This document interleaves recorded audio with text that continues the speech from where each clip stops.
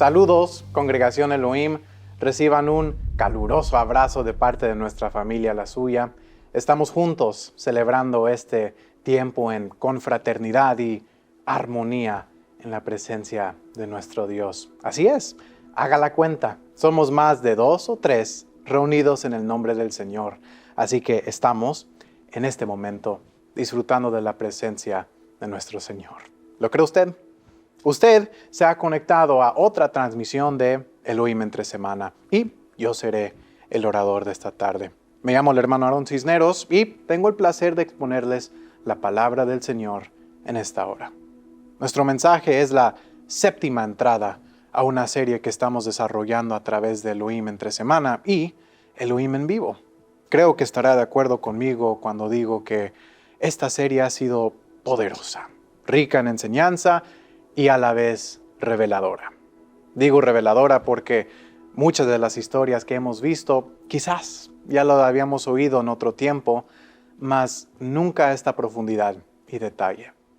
En lo personal, estoy maravillado a todo lo nuevo que he podido aprender gracias a mis pastores Freddy y Perla Cisneros, mis hermanos Eric y Abiel y, por supuesto, gracias a la inspiración del Señor. Porque sin Él, pues ¿qué seríamos? No.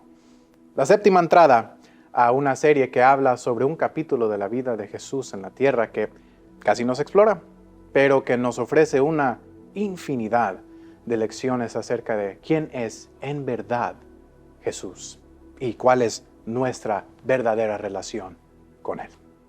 Nuestra serie trata de la historia del Mesías después de la cruz. Hasta ahorita hemos visto los eventos ocurriendo inmediatamente después de que Jesús entrega su espíritu, el velo rompiéndose, santos regresando a la vida y un centurión reconociendo la deidad de Jesús al pie de la cruz. Hemos visto a María Magdalena reencontrándose con el Raboni, llevando las buenas nuevas a los apóstoles en espera. Nuestra primera evangelista en la historia. Vimos cómo Pedro y Juan corrieron a la tumba de su maestro, encontrándola vacía, pero lejos de entristecerse, ellos creyeron, porque la tumba ya no representó la muerte de Jesús, más bien fue y es evidencia de su victoriosa resurrección. Después, Jesús interceptó el camino de 2 discípulos en retroceso a Emaús. Con amor y exhortación, el Señor reavivó los corazones de estos 2 hombres, trayéndolos de nuevo a su propósito en Él. Finalmente, este último miércoles, estuvimos en el momento cuando Jesús se les aparece a sus apóstoles por primera vez después de su resurrección. No solo hace esto una vez, sino 2.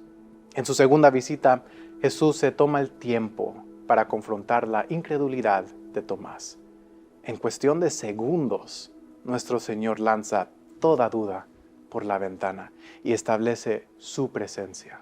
No solo en ese cuarto, pero en el corazón de cualquier creyente por venir, incluyéndonos a nosotros, tantos miles de años después. El Maestro decidió quedarse otros 40 días más con nosotros después de su resurrección. Y por medio de los mensajes que hemos visto hasta ahorita, podemos ver el inmenso impacto que hizo en las vidas de aquellos que tuvieron el dicho de verle cara a cara en su cuerpo glorificado. Mas, como le dije la última vez que nos vimos, el Señor no suele quedarse en el mismo lugar por mucho tiempo. La temporada de Jesús en la tierra está llegando a su fin. Y nosotros, en esta tarde, entramos a una de las últimas escenas de Jesús entre nosotros, antes de su ascensión. Nuestra historia nos lleva al último capítulo de Juan, el capítulo 21. Estaremos resaltando solamente algunas partes del texto bíblico, así que le inculco a que se tome el tiempo entre semana de leer este capítulo completo. Esta porción de la Escritura es especialmente bella, en parte por la forma en que casi cada verso de este capítulo hace eco a otros momentos a través de los evangelios. La Biblia No se repite, pero sí rima. Nuestro mensaje de hoy tiene que ver precisamente con esto. Quise resaltar la forma en que el Señor Jesucristo, como el maestro compositor, usó estrofas familiares, melodías parecidas, para mostrarnos algo completamente nuevo. Este tiempo juntos tiene como título, después de la cruz, un nuevo eco. Eco por la razón de que los momentos que estamos a punto de ver serán muy parecidos a otras escenas en los evangelios. Pero nuevo, porque ninguna se repite de forma exacta. Así que, venga conmigo. Sentémonos a la orilla del mar de Galilea y veamos uno de los últimos encuentros entre Jesús y sus apóstoles antes de subir entre las nubes. Recuerde que estamos atentos a esos ecos a través de esta historia. Pero, sobre todo, estaremos buscando las formas en que el Señor nunca falla en tomar lo viejo y imperfecto y transformarlo en algo nuevo y útil. Hay varios personajes en esta historia, pero nuestros protagonistas son los mismos de mi último mensaje, Pedro y Juan. Ya parece ser que comenzamos con las similitudes. El capítulo 21 de Juan abre con 7 discípulos juntos cerca del mar de Tiberias, también conocido como el mar de Galilea. Entre ellos, nuestros 2 hermanos y puntos de enfoque, Pedro y Juan. Simón Pedro les dice a los demás que irá a pescar y los demás se unen a él. Se suben a la barca y salen a pescar. Esta es una escena interesante. En verdad, no pareciera que hace escasos días tuvieron no solamente un encuentro con el Salvador resucitado, pero 2. Jesús estuvo entre ellos, pero al parecer no tuvieron gran seguimiento después de estas citas. La rutina de estos apóstoles regresa a ser medio monótono. Después de 3 años grandiosos, siendo testigos de eventos increíbles, incluyendo el milagro más asombroso, la resurrección del Hijo de Dios, estos discípulos regresan a un lugar habitual, la barca, y a su oficio acostumbrado, la pesca. Nuestro primer eco. Este es el mismísimo lugar donde el Señor sacó a Pedro y Juan y los demás hermanos de Juan cuando los llamó al apostolado en los primeros capítulos de los evangelios. Incluso es el mismo mar, el mar de Galilea. La semejanza no es coincidencia. Cuando nos encontramos lejos de Jesús en espíritu, comenzamos a desfallecer y sucumbimos a la tentación de regresar a donde nos sentimos más cómodos. Simón Pedro es el que tiene la gran idea de remontar su vieja profesión. Lógico, ¿no? Cuando no hay dirección, pues haz lo que ya sabes. A cabo tengo más experiencia siendo pescador que apóstol. Pedro había pasado años de su vida siguiendo a Jesús y haciendo lo que le ordenaba hacer. Pero ahora Jesús no está para ser seguido. No está muerto, lejos de, pero al parecer como que no tiene el mismo interés en mí como en otro tiempo. Ya no somos igual de inseparables como éramos antes de su muerte. Aparece cuando quiere, pero la gran mayoría del tiempo no sé por dónde se encuentra o qué se pasa haciendo. El hecho de que Jesús no se amarró a sus 11 discípulos en estos 40 días debía haber sido muy confuso para los apóstoles, ¿no cree usted? No estoy seguro de que ellos sabían exactamente cómo encajaban en los planes del Maestro a este lado de la tumba. ¿Qué necesidad tiene de nosotros si ahora puede traspasar las paredes? ¿Qué uso le podemos hacer cuando Él se puede transportar de forma inmediata? Un ser lo suficientemente poderoso para vencer la misma muerte, ciertamente ya nos ha dejado atrás. Ellos no entendían que el propósito de Jesús en estos 40 días no solamente se trataba de ellos. Más bien, era para establecer que Él era Dios No se olvide que Él tenía mucho más en su agenda que pasar tiempo con sus apóstoles. Aparte de esto, creo que la distancia que Jesús marcó entre Él y sus 11 no fue accidental.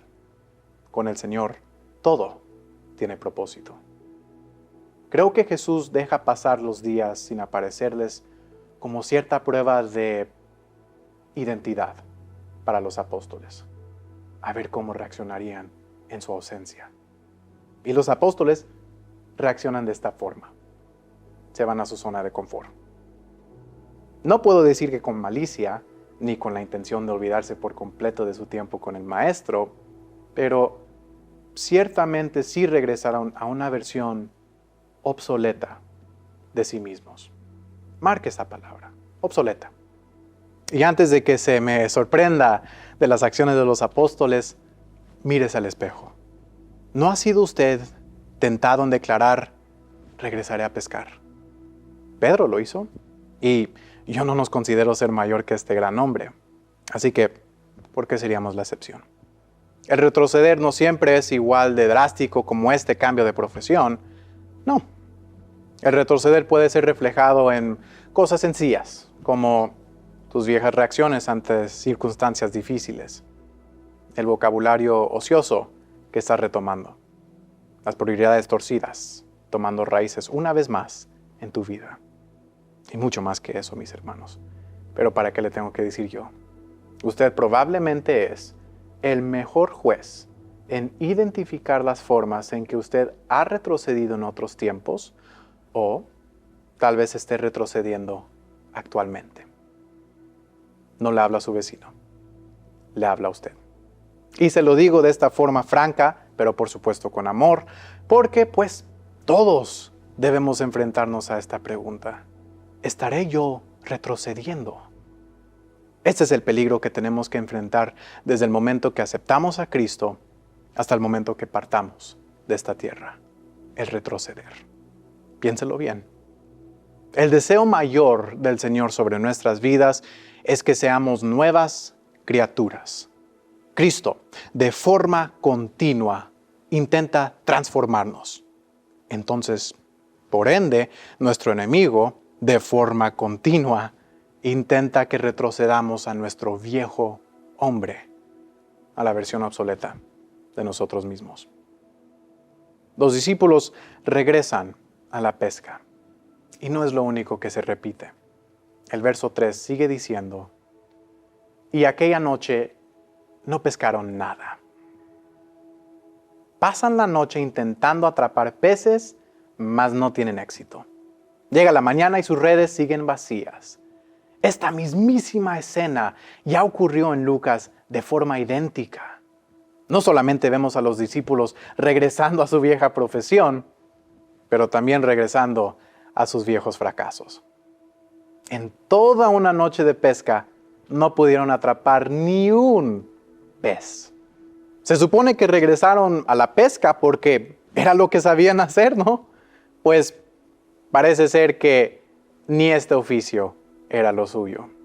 Ya van 2 veces que los discípulos se aferran a esta profesión y quedan varados. No tienen éxito. No fructifican sus obras. ¿Será por sus habilidades? Puede ser que sí, pero creo que es algo más también.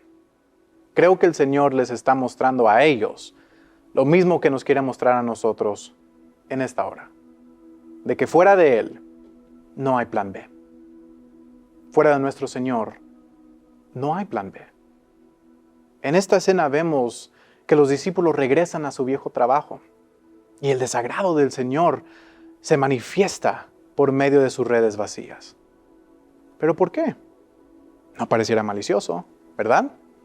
No es como que si regresaron a cierto vicio o a sus vidas de perdición, si es que la tuvieron. Regresaron a chambear. Pues, ¿qué tiene de malo? Pues, mis hermanos, le tengo noticias. Nuestros oficios seculares descarrían a más creyentes de los que pudiéramos contar o quisiéramos admitir. Quisiera detenerme un poco aquí porque los discípulos se meten en problemas precisamente por chambear, por el trabajo. Y el trabajo es un tópico que casi no se habla en iglesias hispanas por la simple y sencilla razón de que gran parte de nuestra gente en los Estados Unidos son trabajólicos, adictos a sus ocupaciones. A lo mejor usted no se ha puesto a pensar en esto, o quizás no lo quiera admitir, pero muchas veces perdemos vuelo espiritual por las distracciones de nuestro empleo. Comparto algo que quizás sea desagradable para algunos de sus oídos.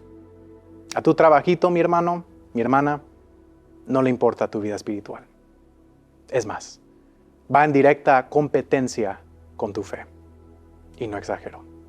No importa dónde trabajes. Compañía grande, pequeña, corporación, non-profit, al aire libre, en oficina, entre mundanos o hasta entre otros creyentes. El sistema de producción en nuestro país promueve una dedicación absoluta a tu empleo. Es un juego, hasta trampa, porque se lo digo con toda certeza, tu oficio va en competencia con tu fe. Competencia en tu tiempo, competencia en tu esfuerzo, competencia en tu sacrificio. Gastas en tu trabajo lo que le pertenece a tu Señor.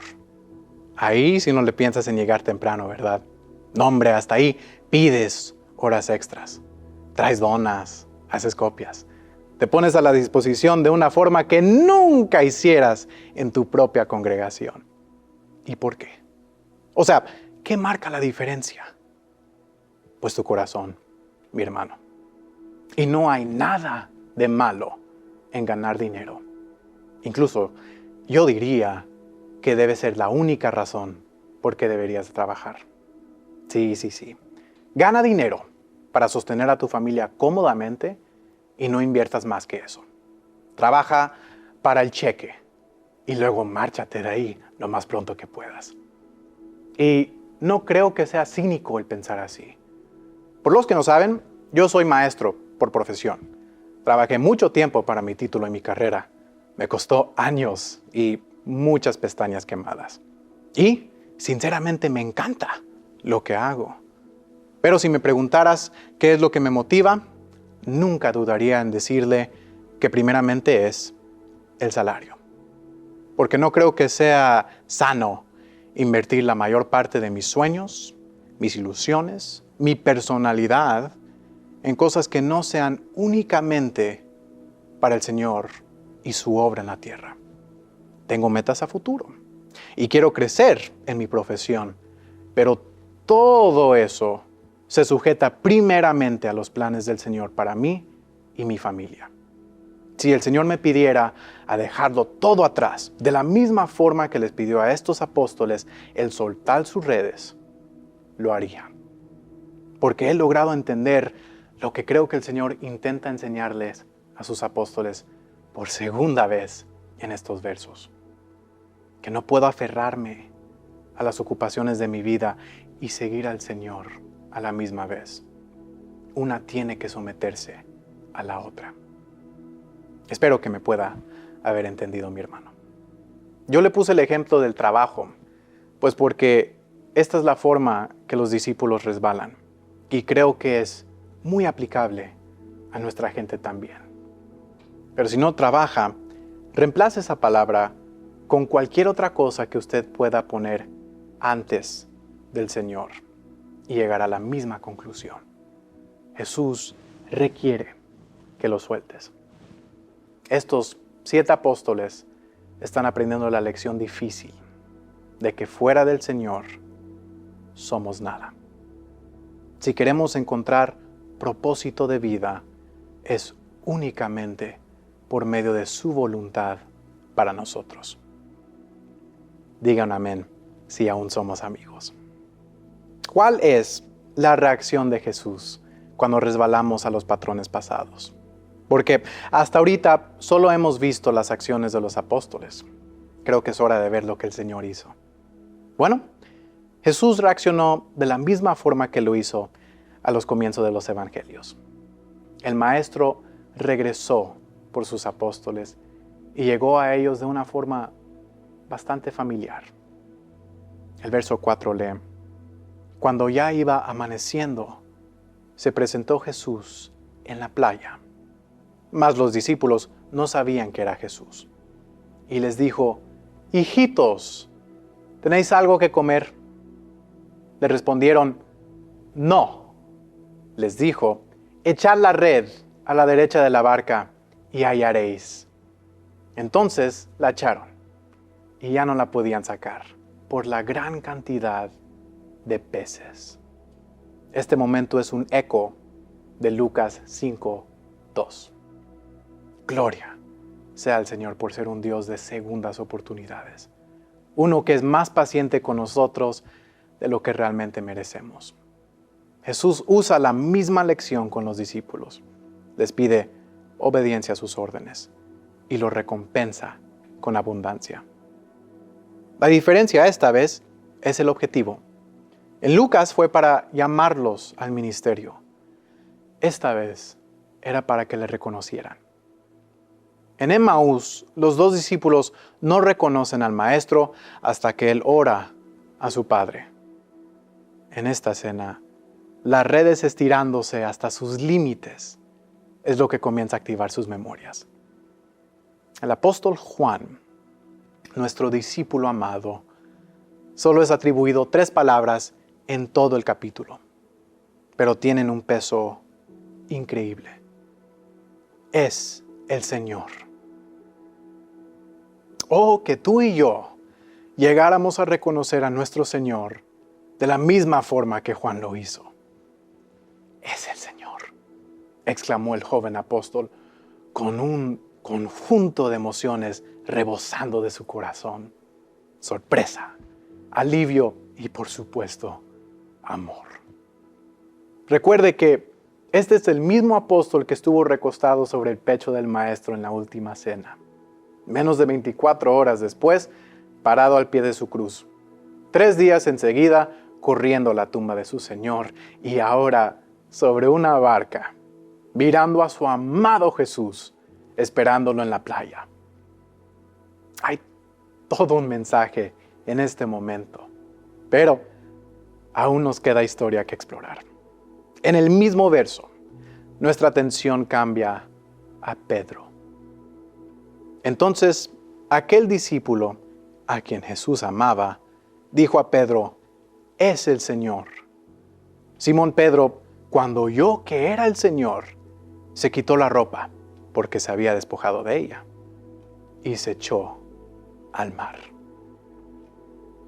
Pedro deja toda norma, todo lo que era considerado aceptable o apropiado en la barca y se lanza al mar sin importar lo que los demás pensarían. Yo amo a Juan, pero en esta cena quiero ser Pedro. Nada, absolutamente nada, se impondrá entre él y su Jesús. Esta cena, aunque no parezca, habla de intimidad. La intimidad con nuestro Señor tiene que ver con esos momentos especiales entre Él y nosotros. Tiempos únicamente entre nosotros dos que terceros quizás no logran entender. Estoy casi seguro que los otros apóstoles no comprendían la acción de Pedro, porque ellos le siguen, pero aún sobre la barca. De mañana es muy probable que el mar de Galilea estaba helada, mas a Pedro no le importó. Sus compañeros remaban detrás de él, mas a Pedro no le importó. Estaba echando su dignidad literalmente por la borda, mas a Pedro no le importó. Se estaba haciendo más vil por causa de su Señor. No es la primera vez que Pedro sale de la barca tras Jesús. Este eco viene de Mateo 14. Pero a diferencia de la primera vez, Pedro ya no pidió caminar sobre el agua. Ahora él estaba dispuesto a nadar estilo libre por aguas heladas para llegar a su Jesús. Creo que Jesús, en alguna forma, admiró la determinación impulsiva de Pedro en este momento. Y estoy seguro de que fue lo que desató la restauración del mismísimo apóstol. Eso vendrá un poquito después. Los apóstoles llegan a tierra firme y ven una escena que me cautiva el corazón cada vez que la leo. El verso 8 describe lo que Jesús les tenía preparado. Al descender a tierra, vieron brasas puestas y un pez encima de ellas y pan.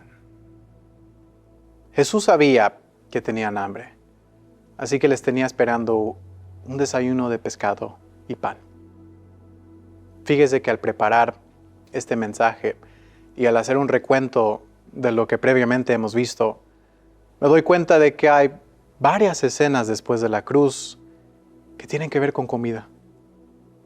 Ocurren a través del ministerio de Jesús, pero en especial durante estos 40 días, después de su resurrección. La cena con los 2 discípulos en Emaús.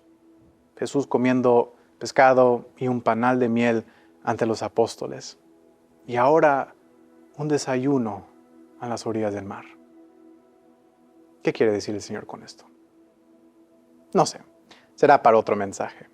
En cualquier caso, vemos a Jesús comiendo con sus apóstoles una vez más antes de partir.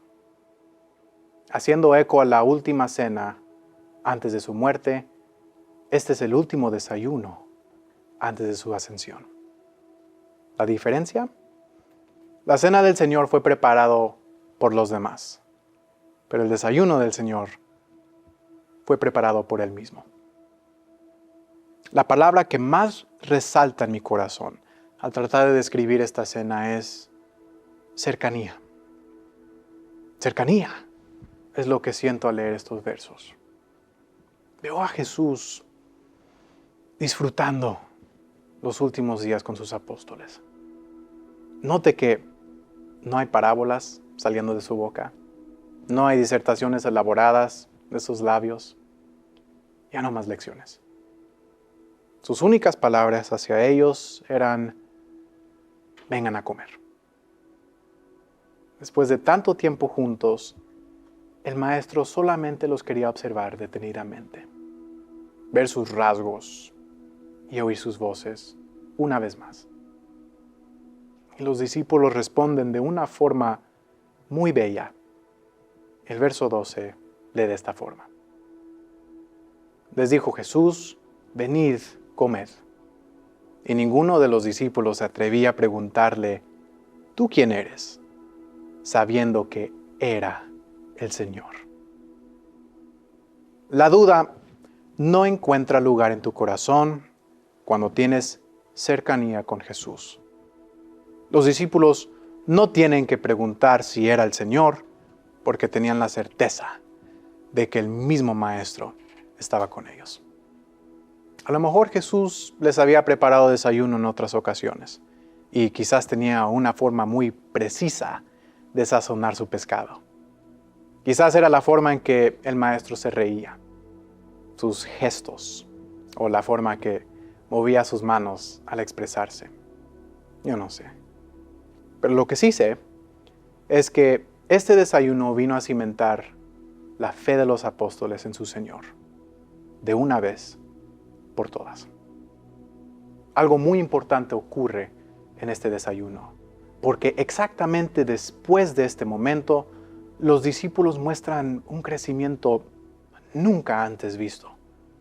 Siguen siendo imperfectos, al igual que nosotros, pero como que ya no tropiezan como antes lo hacían. Este desayuno con el Maestro marcó un capítulo completamente nuevo en sus vidas. Ya no discípulos verdes, sino apóstoles maduros.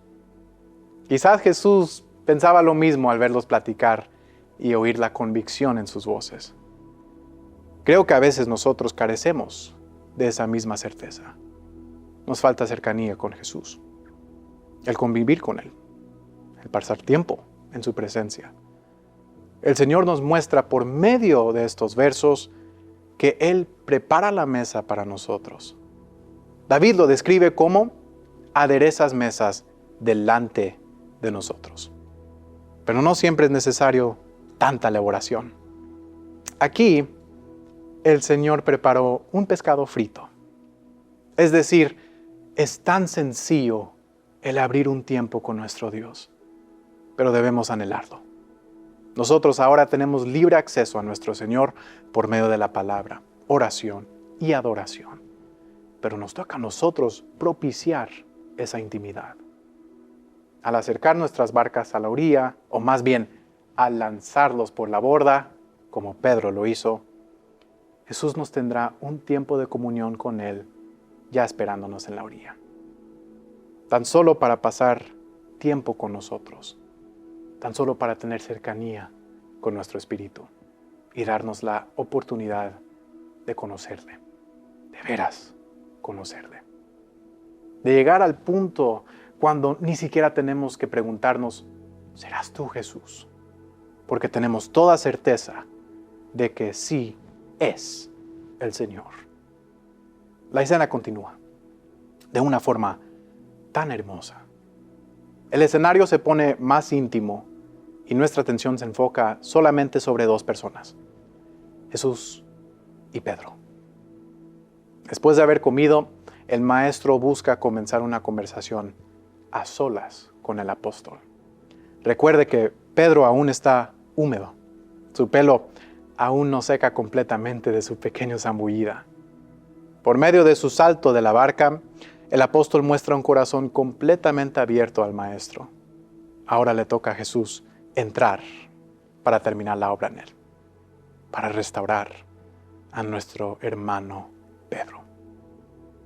Cuando hubieron comido, Jesús dijo a Simón Pedro: Simón, hijo de Jonás, ¿me amas más que estos? Le respondió: Sí, Señor, tú sabes que te amo.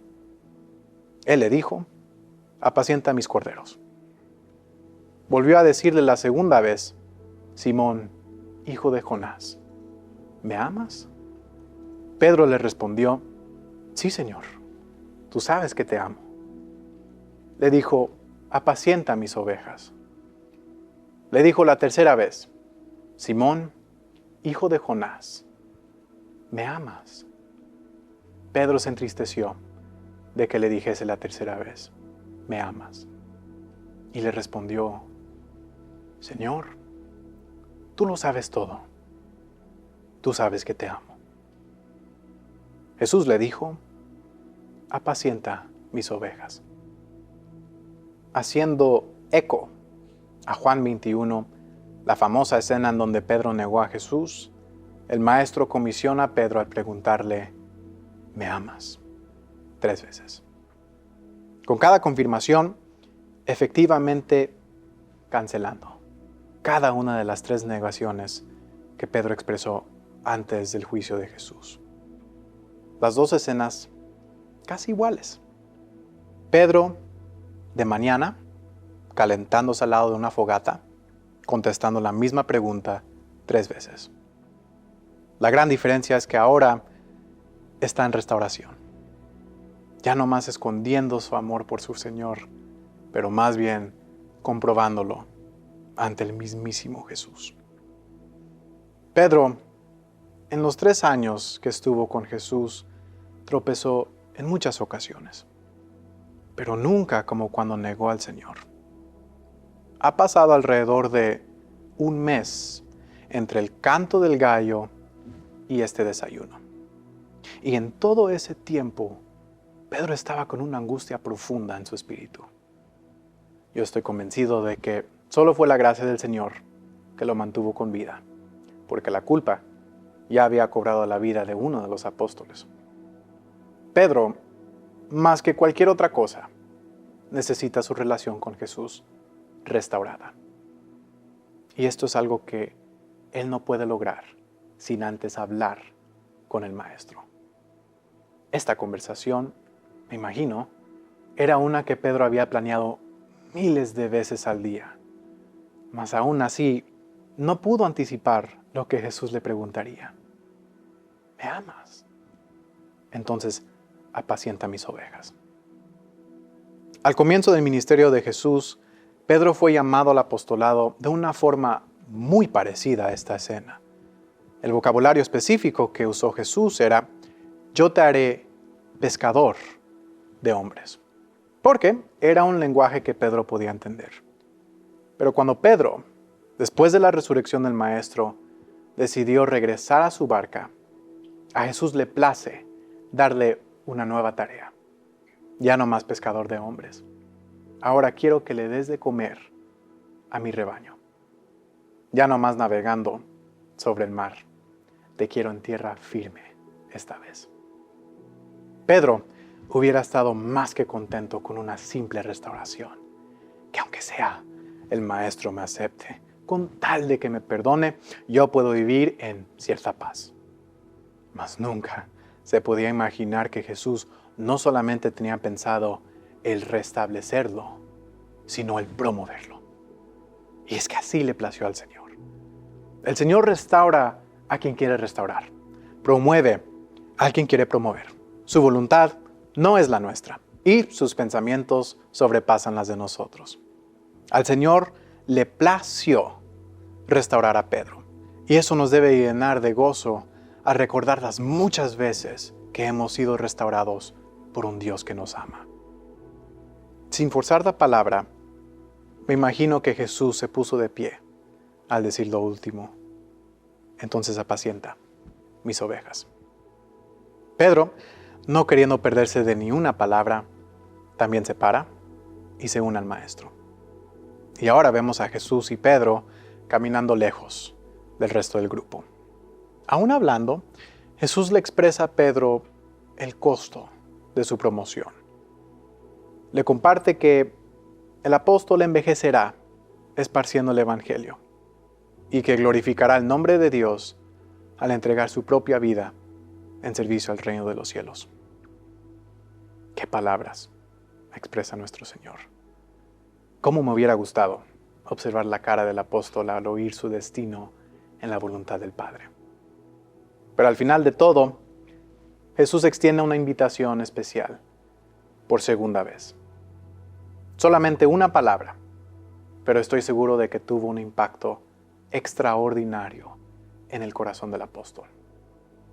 Y dicho esto, añadió: sígueme, haciendo eco a la mismísima invitación que hizo en Mateo 4:19, cuando el Señor le llamó a Pedro por primera vez: sígueme. Al crédito de Pedro, sí lo había hecho, pero bajo sus propias fuerzas. ¿Cuál fue el resultado? Mujer, no lo conozco. La fuerza humana no es suficiente para mantener el caminar con Jesús. Ambición no es suficiente para dedicar nuestras vidas enteras a la obra. Solo hay un motivo que pueda sostenernos hasta la misma muerte por Jesús: el amor por el Señor. Jesús tiene que confirmar el amor de Pedro hacia Él antes de compartir sus planes para Él. Todo esto te espera. Será una experiencia como ninguna otra, pero sumamente sacrificial en todo el sentido de la palabra. Si quieres llegar hasta el final, necesitas cimentarte en mi amor perfecto. Pedro comprueba su amor por el Maestro y acepta el llamado. Esta conversación solamente era entre Jesús y Pedro, pero nosotros tenemos acceso a ella gracias a un entrometido hermano Juan, quien en sincera curiosidad seguía al Maestro y al apóstol mayor sin que se dieran cuenta. Bueno, al menos Pedro no se había dado cuenta. Jesús pretendía no saber. No creo que lo seguía por fisgón. Más bien, creo que Jesús deseaba que Juan documentara la conversación precisamente para que nosotros pudiéramos escudriñarla tantos miles de años después. No solo esto, sino también para que el concepto del amor sacrificial se infundiera en toda obra de escritura de parte de este joven apóstol. Muy pocos dominan el tópico del amor como Juan lo dominó. No dudo que, en parte, era por esta conversación que oyó en secreto. Una conversación que hablaba precisamente de lo que el amor nos impulsa a hacer, de entregarnos completamente, aún hasta la muerte, al propósito del Señor. Me imagino a Juan guardando toda palabra en su corazón, especialmente cuando Jesús revela el futuro de Pedro. No sabemos qué fue lo que causó que Pedro volteara la cabeza y viera al joven apóstol siguiéndolos. Quizás Juan accidentalmente pisó sobre una rama, o quizás el discípulo amado soltó un jadeo audible al oír el destino de su amigo más cercano. En cualquier caso, Pedro percibe a Juan, y esto es lo que ocurre en el verso que sigue. Cuando Pedro le vio, dijo a Jesús: Señor, ¿y qué de éste? Jesús le dijo: si quiero que él quede hasta que yo venga, ¿qué a ti? Sígueme tú. No sabemos exactamente qué es lo que quiso decir Pedro al preguntar: ¿y qué de éste? A lo mejor estaba indagando cuál sería el destino de Juan. Ya que Jesús le había compartido su futuro, pues quizás pudiera hacer lo mismo con su amigo. ¿Y qué pasará con él? ¿No? Como también podía haber sido Pedro tratando de deshacerse de Juan, preguntándole a Jesús: ¿qué hacemos con este? No importa la interpretación que le pongamos, creo que todos podemos admitir que nos hemos hecho preguntas parecidas. Señor, ¿y qué de él o qué de ella? Quizás has traspasado o estás traspasando circunstancias difíciles, cuando hay otros que parecen prosperar sin tanta resistencia. Te preguntas: Señor, ¿y qué de ellos? A lo mejor sientes empatía por alguien que trabaja arduamente, mas parece que siempre le llueve sobre mojado. Señor, ¿y qué de ellos? Cualquiera que sea la experiencia, lo que Jesús le dijo a Pedro también nos dice a nosotros: si quiero que él quede hasta que yo venga, ¿qué de ti? Sígueme tú. Estas palabras ciertamente han caído sobre mis oídos en tiempos cuando no puedo dejar de preguntarme qué es lo que Dios está haciendo en la vida de alguien más. Espero que regresen a su memoria en esas ocasiones cuando estás más interesado en la fe de otros que tu propia relación con Jesús. Mi amado, el Señor nos repite ahora lo mismo que le dijo al apóstol. Tú me puedes confiar con tu vida y también me puedes confiar con la vida de ellos. Sígueme tú. Mis hermanos, en esta hora llegamos a la conclusión de nuestro mensaje. Esta historia hermosa tiene miles de enseñanzas, muchas más de los que yo pudiera cubrir en un solo mensaje. Pero quise resaltar las lecciones que percibo como más necesarias en esta etapa como iglesia. Quise realzar esas palabras que, aunque se dijeron hace más de 2000 años, aún deben hacer eco, sí, eco, en nuestras vidas hoy en día. Primeramente, el no retroceder, el no por ninguna razón retomar aspectos de nuestra vieja forma de ser, el no usar nuestros oficios o trabajos para suplantar el propósito del Señor para nosotros. De, como Pedro, el lanzarnos hacia el Señor sin importar a los que están a nuestro alrededor. Como los apóstoles, en realidad conocer a nuestro Señor en cercanía genuina. Y, finalmente, confiar en el Señor con nuestras vidas y con las vidas de los demás. Haciendo esto, no queda más que el seguirle. La próxima vez que veremos a Jesús y sus apóstoles será en el monte Olivar, un poco más allá de Betania, a donde nuestro Cristo ascenderá al regazo de su Padre. Los 40 días de Jesús en la tierra, después de la cruz, están llegando a su conclusión. Pero le doy todas las gracias a nuestro Señor por darnos esta hermosa historia antes de irse. Espero que usted también diga lo mismo. Juan termina esta historia, incluso termina todo su libro con un verso precioso. Lo he dicho fuera de las cámaras varias veces, es de mis versos favoritos y probablemente lo que más se me ha pegado a mi corazón de este evangelio. Creo que lo que me cautiva, en gran parte, es el lenguaje tan sencillo que usa el apóstol. Es la conclusión a su evangelio y creo que sirve como una conclusión perfecta a nuestro tiempo juntos. escuche este último eco de parte de nuestro hermano Juan. El último verso del último capítulo de Juan. Y hay también otras muchas cosas que hizo Jesús, las cuales si se escribieran una por una, pienso que ni aún en el mundo cabrían los libros que se habrían de escribir. Amén. Padre, entramos a tu presencia con acciones de gracias. Gracias, Señor, porque decidiste venir a la tierra, vivir entre nosotros, morir por nosotros y resucitar. Pero no solo esto, sino que te dispusiste a pasar aún más tiempo con nosotros. Te agradezco, Señor, porque si eso no hubiera ocurrido, nosotros no hubiéramos tenido esta hermosa tarde juntos. No tuviéramos esta hermosa historia para compartir. Gracias, Señor, por tu Hijo Jesucristo, quien nos ofrece restauración, propósito y vida eterna, todo por medio de la salvación. En esta hora, oro por los corazones de mis hermanos, que infundes en ellos una convicción por el propósito que tienen en ti, que siembres en ellos una sed de conocerte más y hambre de servirte aquí en la tierra. No solo esto, Señor, pero que ellos puedan ser sensibles a las oportunidades que se presenten en que ellos demuestren su entrega a ti. Confío en ti con mi vida y en esta hora confío en ti con la vida de ellos. Muchísimas gracias por este tiempo con mis hermanos.